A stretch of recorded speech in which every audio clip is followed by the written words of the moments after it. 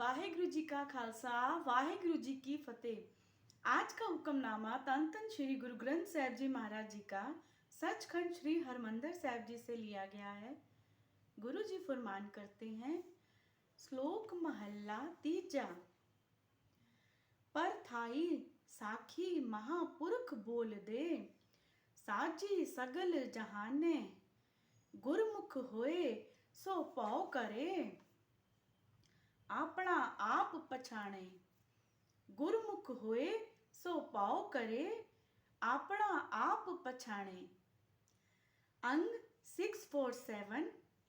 तन तन तीसरी पातशाही गुरु अमरदास जी महाराज फरमान करते हैं कि कभी हमने अपने अंदर ये झांक के ये जानने की कोशिश करी है कि मैं कौन हूँ, मैं क्या हूँ, मैं किस लिए आया हूँ। कभी किसी के अंदर इस तरह के प्रश्न आए हैं? कभी अपने मन में इस तरह के प्रश्न लाके अपने आप को जानने की कोशिश करी है? तो यहाँ गुरु बताते हैं, जब महापुरुष किसी के लिए शिक्षा का वचन बोलते हैं, यानी शिक्षा देते हैं, समझाते हैं प्रवचनों के अंदर, तो वो शिक्षा किसी एक के लिए नहीं होती है। जब सत्संग चल रहा होता है तो महापुरुष या गुरु जो भी ज्ञानी पुरुष होते हैं, वो जब भी कोई प्रवचन करते हैं या कोई ज्ञान की बात समझाते हैं अगर जीवों को, तो वो किसी पर्टिकुलर एक के लिए नहीं होती है। मतलब पर्टिकुलर एक के ऊपर वो बात अमल नहीं करती है, वो पूरे संसार के लिए कही जाती है। जो मनुष्य सतगुरु के नजदीक होता है, वो तो सुन के प्रभु का डर हृदय में धारण कर लेता है, क्योंकि उनको गुरु की बात अगर नहीं समझ आती तो वो समझने की कोशिश करते हैं। गुरु से प्रश्न पूछ के अपने अंदरों की जो उलझने जो हैं, जो मन में प्रश्न उठते हैं जितने भी उनके प्रवचनों से संबंधित, वो उनको जानने की कोशिश करते हैं और अपने आप की खोज करता है। यहाँ गुरु बताते हैं कि अपने आप की खोज करना यानी अपने आप को जानना, मैं कौन हूँ, मैं किस लिए आया हूँ, ये संसार कैसे बना, कहाँ से आया। इस तरह के जो प्रश्न कभी सत्संग में चलते हैं, तो कभी हम प्रश्न करते हैं अगर अपने उद्धार के लिए, तो गुरु हमें जो जवाब देते हैं वो पर्टिकुलर जवाब खाली उस मनुष्य के लिए नहीं होता जो प्रश्न करता है, वो जवाब पूरे संसार के लिए होता है। जैसे गुरु बताते हैं कि हम जब ध्यान लगाते हैं, अब इन सवालों का जवाब कैसे मिले हमें, गुरु यहाँ बहुत ही अच्छा तरीका बताते हैं, रमज बताते हैं। गुरु की हर बात में राज होता है।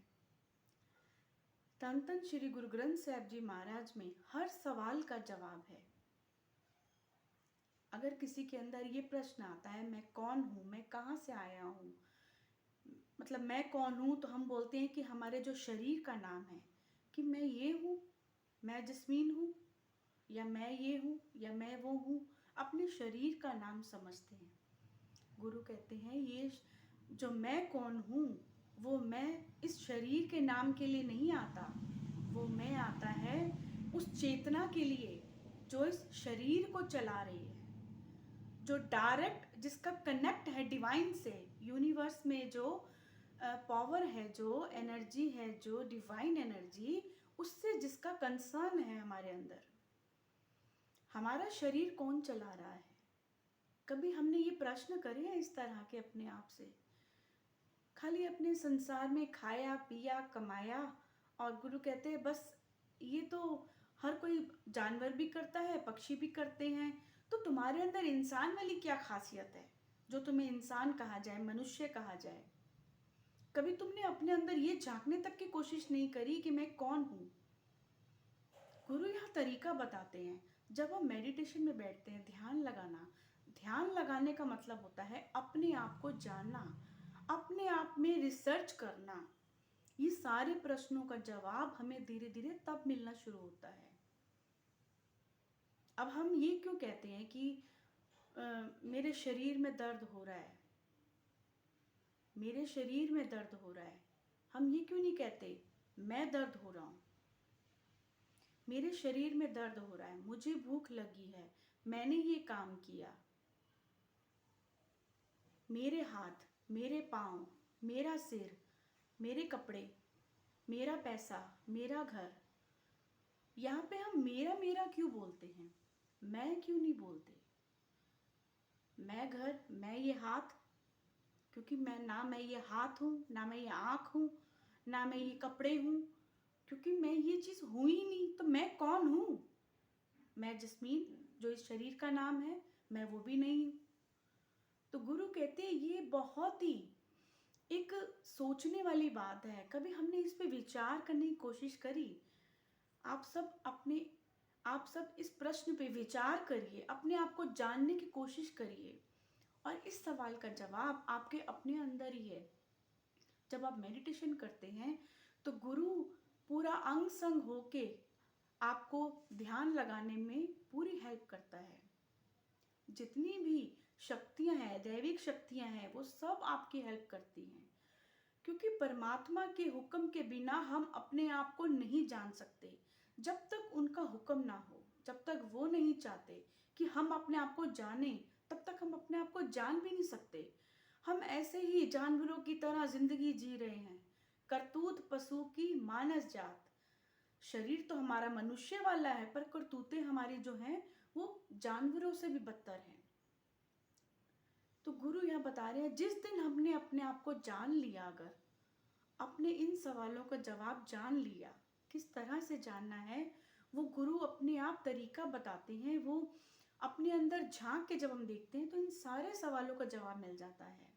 मैं कौन हूँ, कहाँ से आया हूँ? मैं एक सत चित आनंद स्वरूप आत्मा हूँ। यहाँ गुरु सारे प्रश्नों का एक ही उत्तर देते हैं, सत चित आनंद स्वरूप आत्मा। मैं वो स्वरूप हूँ जो सत्य है, आद सच, जुगाद सच, है भी सच, नानक होसी भी सच। जो हमेशा सत्य था, सत्य है, सत्य रहेगा। वो आत्मा जिसको हम परमात्मा का रूप बोलते हैं, जो सब शरीरों के अंदर विराजमान है, सोल, वो मैं हूँ। यहाँ गुरु हमें सही ज्ञान देके हमें सही समझ देते हैं। इसके ऊपर आप ज़रूर विचार करिए। जब आप ये वीडियो देखेंगे उसके बाद इस बात में ज़रूर विचार करिए, मैं कौन हूँ? अपने आप से प्रश्न करिए, मैं किस लिए आया हूँ? मुझे डिवाइन ने या परमात्मा ने किस लिए भेजा है? किस काम के लिए भेजा है? कुछ विशेष काम के लिए ज़रूर भेजा होगा। ये मनुष्य जन्म 84 लाख जूनियों के बाद जो मिलता है इंसान को, इतना आसानी से नहीं मिलता है। बहुत जूनियाँ तय करने के आना पड़ता है, बहुत कुछ झेल के आना पड़ता है इस मनुष्य को। इस शरीर की अपनी कदर करिए। ये मनुष्य जन्म दोबारा नहीं मिलेगा। जिस काम के लिए आपको परमात्मा ने भेजा है वो काम जानने की कोशिश करिए। आप वो खास हैं जिसको परमात्मा ने चुना है, लाखों करोड़ों में चुना है। अपने आप को जानिए। धन धन श्री गुरु ग्रंथ साहिब जी महाराज। गुरु हमेशा हमारी सहायता के लिए तत्पर हैं। गुरु की हेल्प लीजिए। गुरु ग्रंथ साहिब जी में हर चीज़ का जवाब है। वाहिगुरु जी का खालसा, वाहिगुरु जी की फतेह।